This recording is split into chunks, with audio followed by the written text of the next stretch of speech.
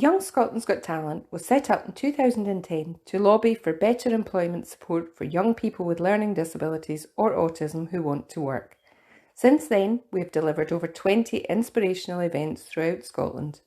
On 29th July, we held our first online Young Scotland's Got Talent to honour young people with additional needs who have been working on the front line during lockdown.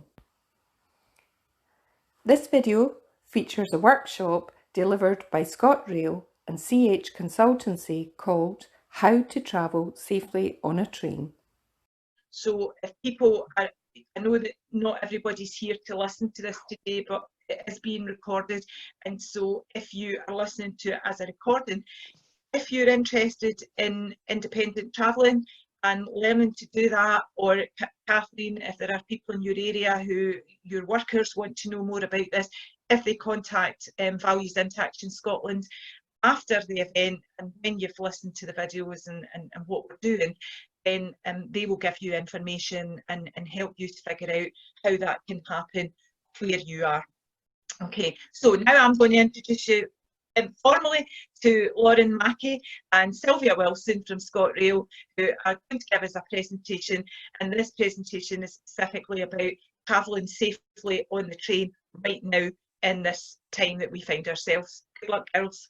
Oh, thank you very much for that lovely introduction, Kath. Perfect. Well, hi everyone.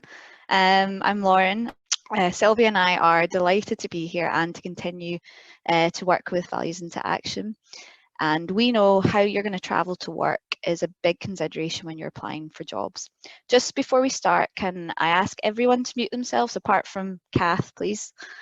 Just so that we can get through the presentation. And once we've finished, we're going to open it up to a Q&A, so you'll be able to, fire your questions. I'll just mute too, and then if I need to, I can unmute. That makes it That's easier fine. for everybody, okay?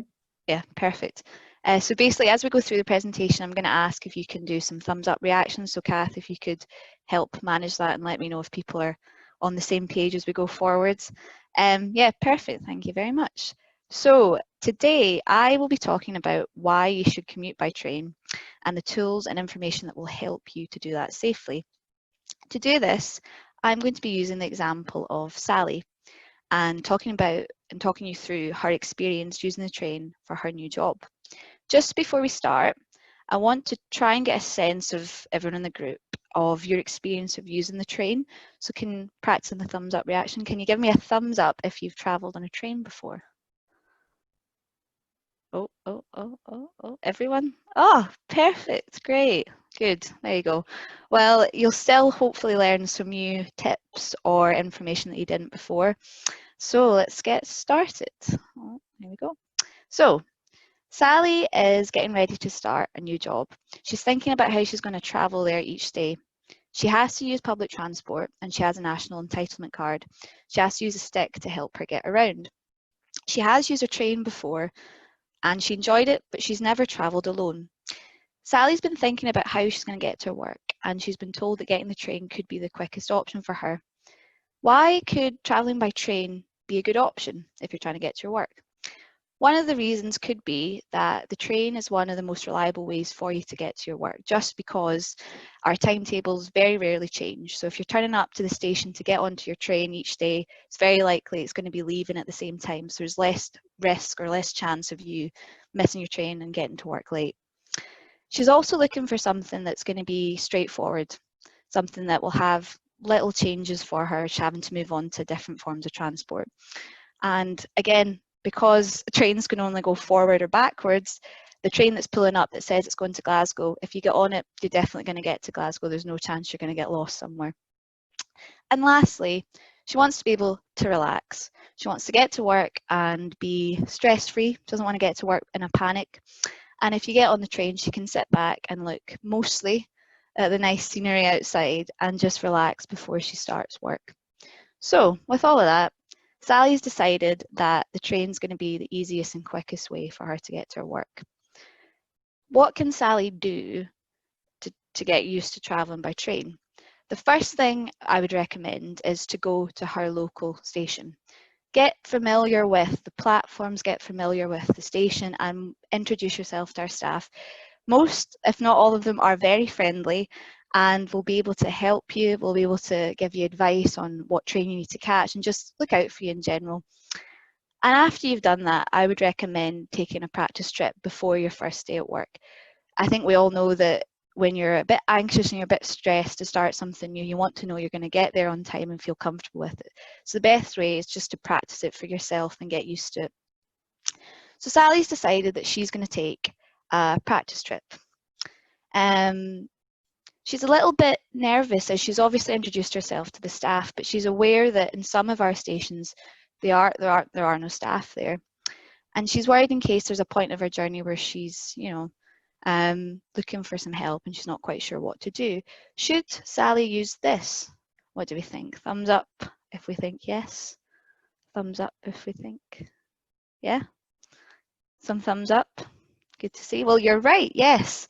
This is actually our help point, which you can find in all of our stations. So if your train hasn't arrived or you feel unsafe or you don't see any staff around you, if you press this button, you will be taken through to our customer service staff.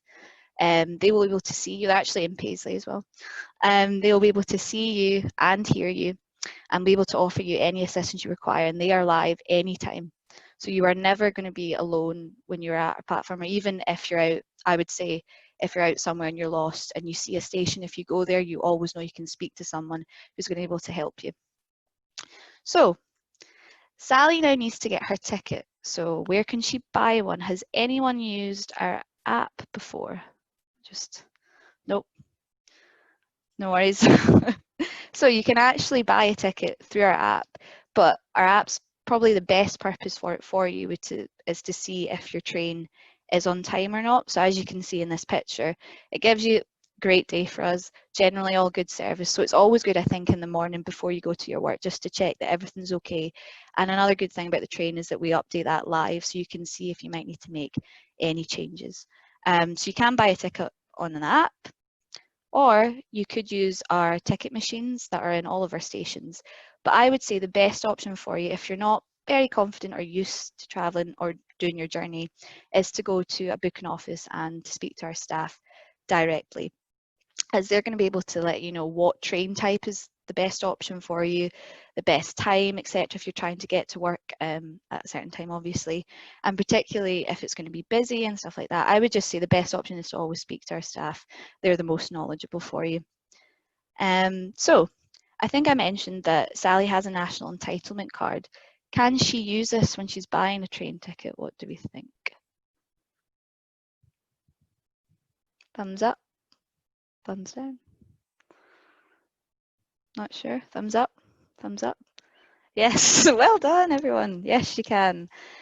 So basically, in certain areas, your national entitlement card can entitle you to discounted travel and a companion.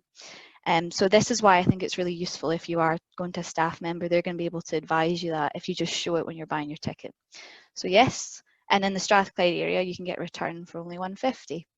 There you go. So obviously, there's information on our website at specific areas and on councils as well. But also, if you are a job seeker or if you've been out of work for around 3 months, you are entitled to get 2 free tickets per month for travel to interviews and a free 1 month's ticket once you get a job. This isn't very relevant for Sally currently, but is obviously useful for other people. So that's something I think Kath hasn't necessarily mentioned, but we're going to be handing out some information, which I'll include this as well, as I think it's a really good offer for people and can help you, obviously, particularly once you've started a job that first month before you get paid, so you'll have your travel free and sorted. So Sally's got her ticket. Now she needs to find her train.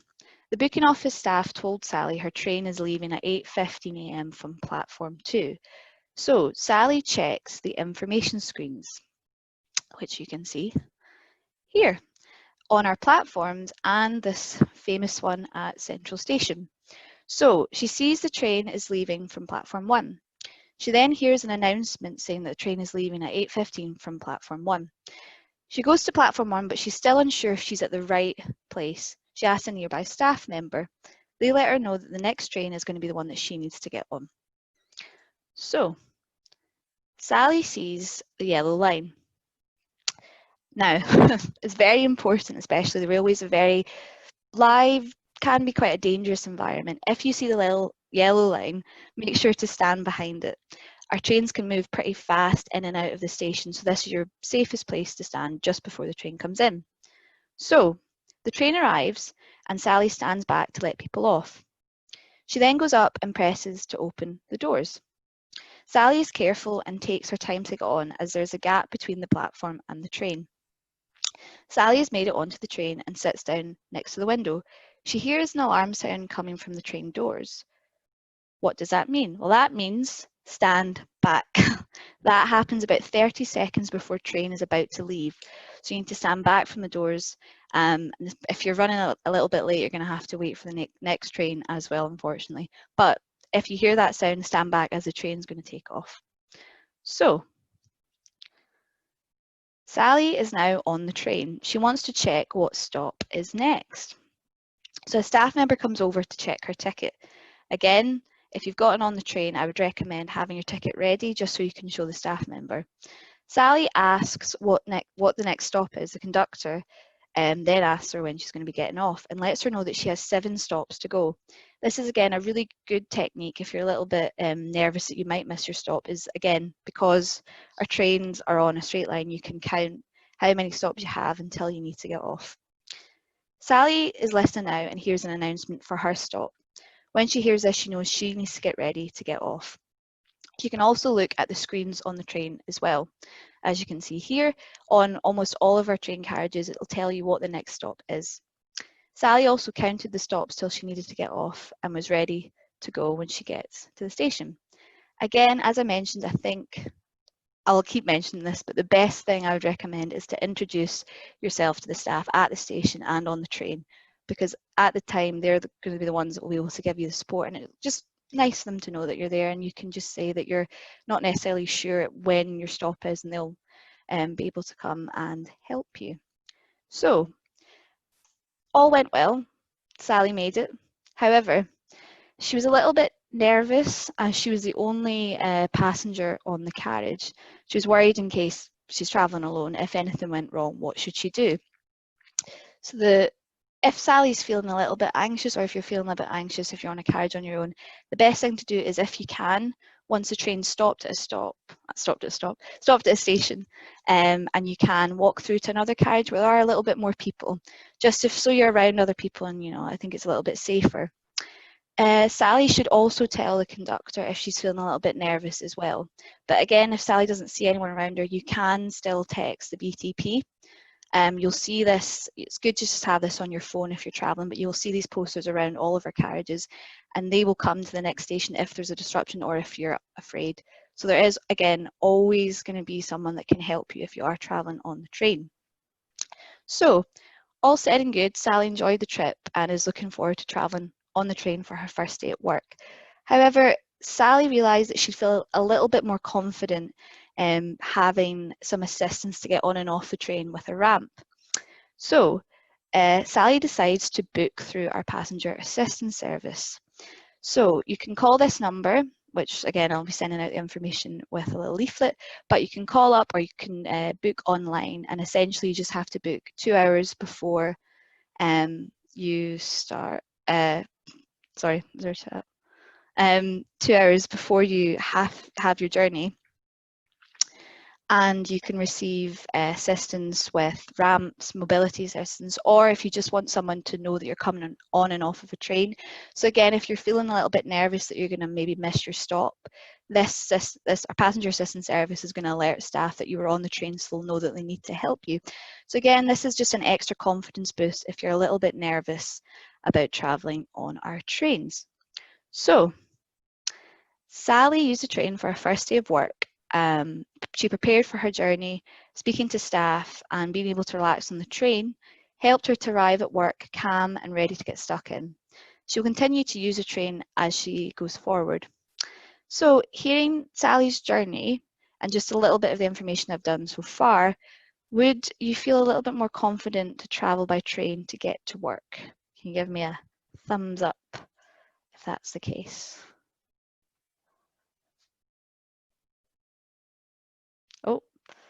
Yay, perfect. Thank you. So perfect. That's my kind of first half complete. So obviously I mentioned at the end of the workshop we're going to have a Q&A, so I'm seeing the chat box going off so I'm sure maybe I have some questions and we can answer those at the end and also discuss some of your experiences. And again, as I mentioned, you're going to be receiving a handout with some of the key information that I mentioned, so you can keep that and share that out. So I'll stop sharing now. So now that Sally is a little bit more confident to travel, she is going to have to do it a little bit differently because of COVID-19. So I'd like to hand you over to my colleague, Sylvia Wilson, who's one of our safety managers at Scotrail. She's going to tell you about the 5 safety rules we currently have in place to protect you and others when traveling during COVID-19. Off you go. Oh, you're muted. You're muted.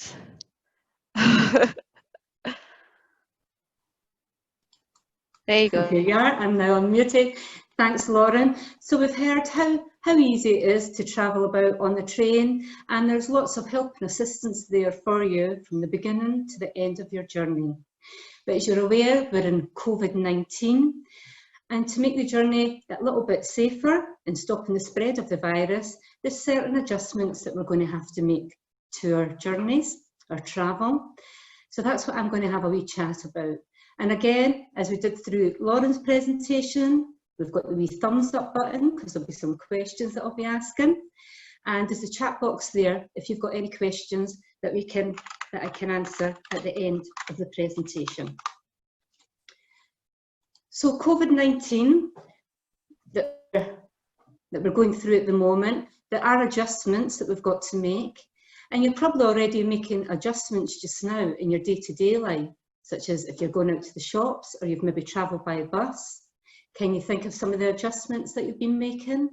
It might be that you've started to wear a face covering, or using hand sanitizer, washing your hands more often, ensuring you're keeping physical distance from others.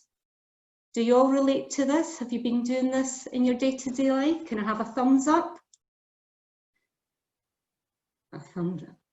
Great, so we're all aware. So we're going to be chatting about that. This is our new norm, nothing any different. And there's a few other things that we're going to have to do as well to ensure that we're safe while travelling on Scotrail Railways during COVID-19.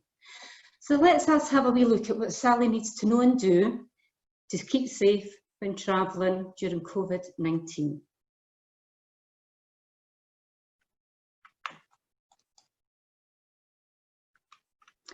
So the first thing is we would like our customers and Sally to wear a face covering when she's at the station and on train. Now, aware not everybody is able to wear a face covering. This could be due to a medical condition.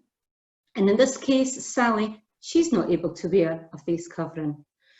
But what she does wear is this lanyard and card, which lets others know the reason why she's not wearing a face covering. You might have one of these already or have seen them. Can I have a thumbs up if you're aware of these lanyards and the cards? If you've not got one, they're easy enough to get a hold of from Hidden Disabilities website. So not everyone's aware of the lanyards. We are now. Another way of keeping safe is to ensure that you carry hand sanitizer. We're washing our hands more often.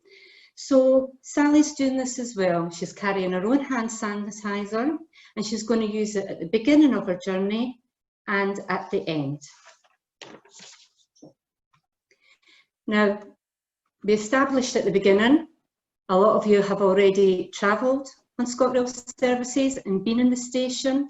And here's some sites that you might see that are a little bit different, and this is due to the COVID-19. So you will see our staff wearing the masks. And to help ensure that there is physical distancing, we have some vinyls that we're putting on the floor, spacing them out of where your safe distances to stand. On escalators, and some escalators, there's markings of where to stand to ensure you're getting physical distance. You'll also notice the seating at our stations. It'll be taped off, certain seats will be taped off, and there'll be a notice there to not sit in them. And again, this is to ensure physical distance. You'll be hearing announcements, and there's information on screens and posters at stations as well, giving you information on how to keep safe at our stations and on train during COVID-19. One of the posters that Sally would see on her travels is Scotrail's 5 rules for safer travel. And that's what I'm going to chat about just now. We'll look at each rule and what they mean to us. So rule number 1, don't travel if you feel unwell. So if you don't feel well, or if you have COVID-19 symptoms, do not travel and stay at home. So are you aware of what the symptoms are for COVID-19? It's if you've got a high temperature, a new continuous cough, and also a loss of smell and taste. So if you're feeling these symptoms, we're asking you to stay at home and not travel. So let's look at Sally. Sally's at the station and she doesn't feel well. There's a train coming in. Should Sally get on the train? Can I have a thumbs up for a yes? Good, no. That's right. Sally should not travel. She should, if she starts feeling unwell at the station, she should start making her way home. If you feel ill at home, these symptoms at home, we ask you to stay at home. Rule number 2 is to avoid these main commuting times. So we ask you to try not to use the train between 7 and 9 in the morning and 4 and 6:30 in the evening. And the reason why is that these are our busiest trains. So they're best to avoid because it's going to maybe be harder to keep this physical distancing. It's maybe better to try and go for a quieter train. Now Sally, she needs to be in her work for 9:15. Her journey time on the train is 30 minutes.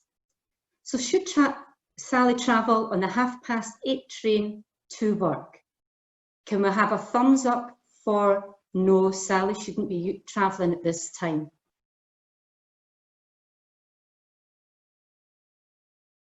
So if you agree, she shouldn't be using the train at 8:30.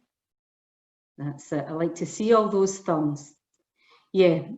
So it's advisable, try to travel out with these times when the trains are quieter. So Sally can maybe travel on a later train and speak to her employer and advise that she would like to come in on a later train, not wanting to travel on the busier trains. And her employers are far more flexible nowadays. They don't want their employees to be travelling at peak time and travelling on busy, crowded trains. So they're a bit more flexible in working with you at getting and coming in a little bit later or a bit earlier.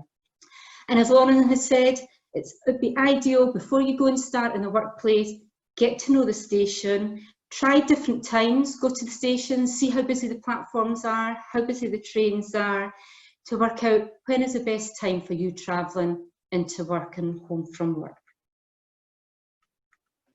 On to rule 3 now, which is don't board the train if you think it's not safe. So what does not safe mean? Well, not safe means if the train's very busy, there are not enough empty seats, people are standing on the train, then maybe it's best not to board and wait for the next train to help ensure we're keeping our physical distance.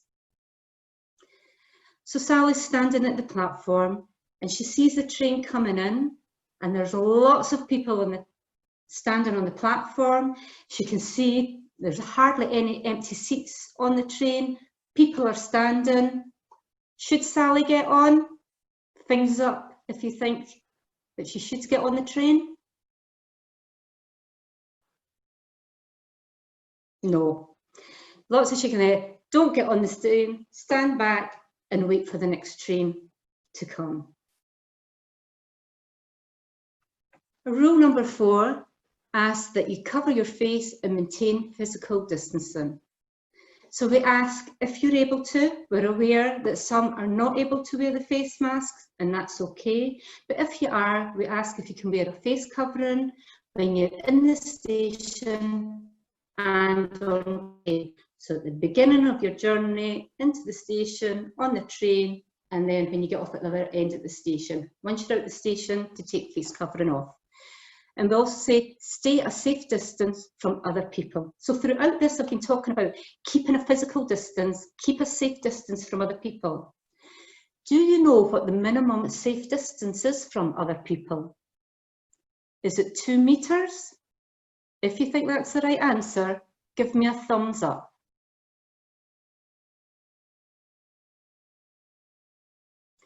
So you might actually be surprised, there has been a change in this ruling for at the station, and train station, on transport, that the minimum distance is now 1 metre. So stay apart from other people, 1 metre apart on the platform and on train. If you can keep apart 2 metres, that's excellent, but we're aware more and more people are going to be travelling, so we've now got a minimum distance of 1 metre. And on to our last rule, and that is be patient. Most seats need to be empty. So Scotrail, we need to keep empty seats on the train, again, to ensure physical distance. And you might need to wait for the next train, or you might need to stand on the train. And this might seem strange to you or Sally when you're travelling, to see empty seats, to see people standing, but it is important that we keep our physical distance from each other to help stop the spread of COVID-19 virus. So be prepared and be patient. Be prepared, you might need to stand and leave these empty seats. That's the end of our presentation. I hope you've enjoyed it and found it informative. Laura and I are now open to questions. If you've not got any questions at the moment, some might come to you at a later date. Here's Laura and I's contact email details. Feel free to email us at any time if you've got any query. We hope to see you out on the trains and travelling with us soon. If you do, enjoy your journey. Remember your 5 rules for safer travel. Thanks very much. Thank you. That was really interesting, and absolutely typically Scotrail, bang on time. There you go. And giving us some time to talk. James, are you still with us? Yeah. James, are you still there? Can you unmute? It's on mute. Yep. Okay. Great stuff. Sorry. So we had a few questions there. So the first one was: is the information service at the stations operating in the evening? Because what you'll hear from some of the young people is that they work shifts, and they're travelling maybe early morning, but some of them might be travelling in the evening and at weekends. Perfect. Our help points are live from 5:30 in the morning until midnight every day, so 7 days a week. So the answer to that is yes, yes. then? Yes. Yep. Okay, fantastic. The next question was: how does Scotrail let people know about passenger assist? How do you publicise it? It's on our website. Okay. Maybe we could social put it media on the as Vice well. website too. Yeah. After this, yeah. So I think part of our work with Vice has been engaging with different stakeholders and groups that can help to share out the information to people that don't have access to the internet or will see our social media, because we do, I think as a quite a large company, rely on that as our method of comms, but doesn't necessarily work for everybody. So yeah, we do kind of rely on organisations like Vice to help us to share out our information. But can I say that? Sorry. Go ahead. I was just going to. When we were doing the travel project, you'll see I put up a wee thing there saying that's my friend Jackie on the chart.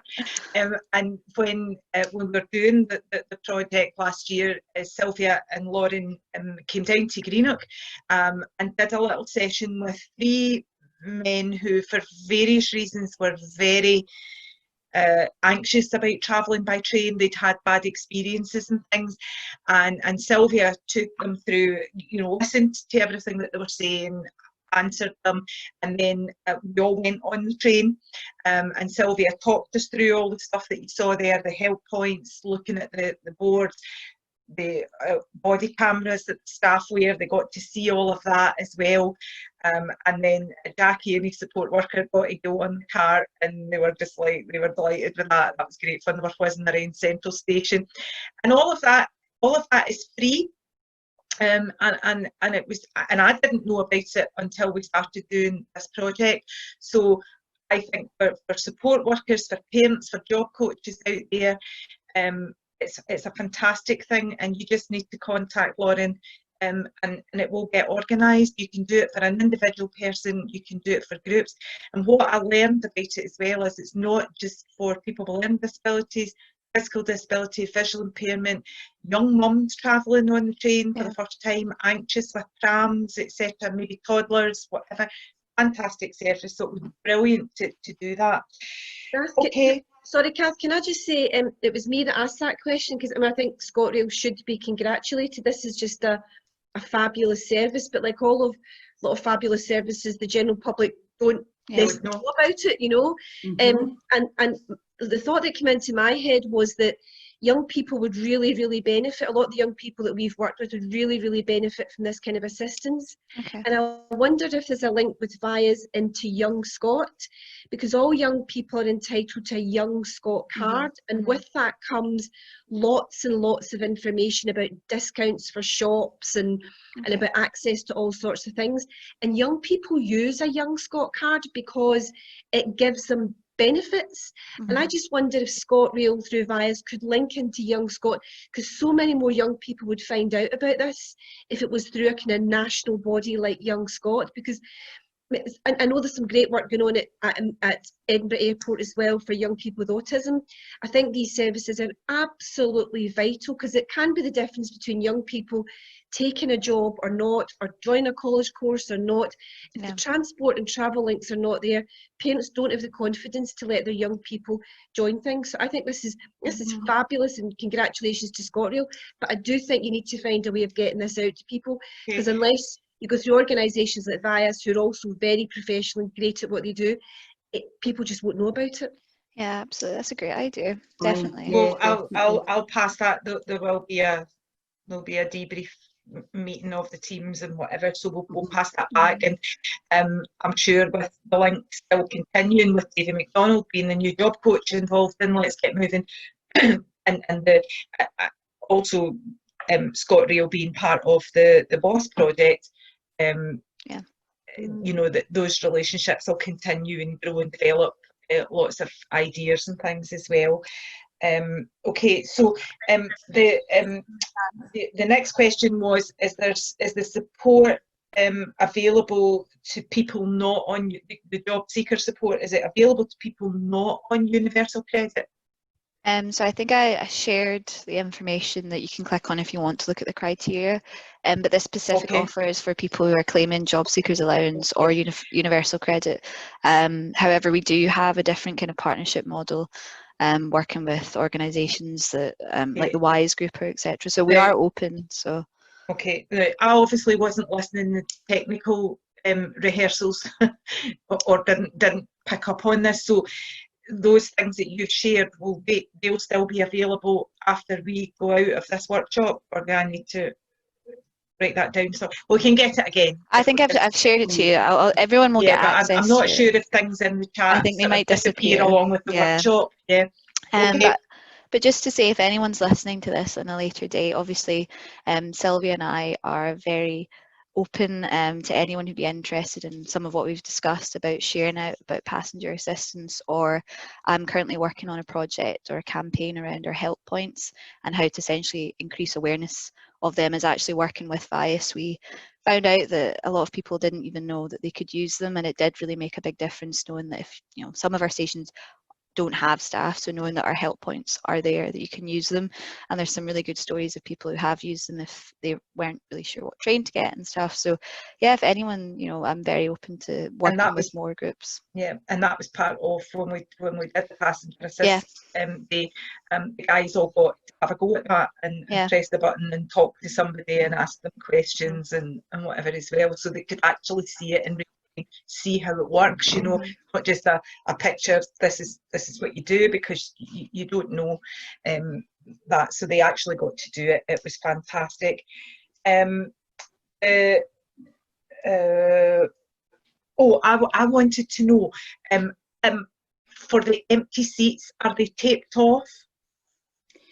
Not on train, no. Okay. So They're not people on train. wouldn't necessarily, so that they would go and sit next to somebody. So that's something that maybe support workers and things just to add into their teaching just now, because there's an empty seat doesn't necessarily mean you can sit on it. Yeah, that's fine. Some of the buses, you're taping off the seats. They're taping off. We're not going to be doing that. We're aware that there might be families wanting to sit together, and that's fine. It's just individuals not to. So there's notices on the train, but we're kind of looking at every other seat to be left empty to ensure the 1 metre. Stations, are there pictures and explanations of that up anywhere that people can see before they get on? Before travelling with us, are you asking, is there any images? Yeah, so I'm thinking that a lot of the people that I would support wouldn't understand the empty seat concept. Right. Would just sit and they'll have places that they're routinely sitting in before COVID. Yes. Some people will want to sit at the very back next to the door. Some people might want to sit at the front next to the window. Yes. Habits, so they might need a bit more support understanding that rule. I think we've got the 5 rules, Sonia. We've done those in a slightly more kind of easy read version, and they could be used just as an additional tool to help people sort of understand. So they'll be available after the conference. They'll be on. It would be useful to post out to people through the assembly if I want and what have you. Yeah. I'm thinking also, so I support 10 different groups of people all over Scotland. So it might be useful. I don't know. I mean, obviously we might not be able to get that group together because it's quite large in Glasgow. But do you offer like this kind of Zoom training for people as well, for groups? Yeah, I think that's something that we could do. Definitely as a run off from this. Yeah. I think you know, in conjunction, I think that the presentation was fantastic because you know, hopefully when we can do it with school groups again, there'll be much more interaction as well. But even just doing it this way, you know, it worked really well. And I thought the presentation was fantastic. Kathleen, are you still there? Yes, I'm still here. You're still with us.